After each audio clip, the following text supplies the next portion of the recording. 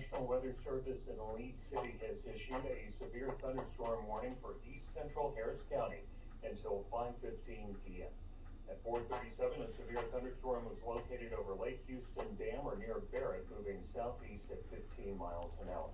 Quarter-size hail has been reported with this storm, and locations impacted include, but are not limited to, northwestern Pasadena, northwestern Baytown, Deer Park, Cloverleaf, Highlands, Channelview, Barrett, Crosby, Lake Houston Dam, Houston Ship Channel, San Jacinto State Park, Hunterwood, Sheldon, North Shore, Lake Houston, and southern Atascocita.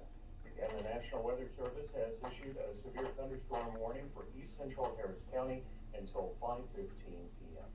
This concludes this broadcast of the Emergency Alert System. Stay tuned to this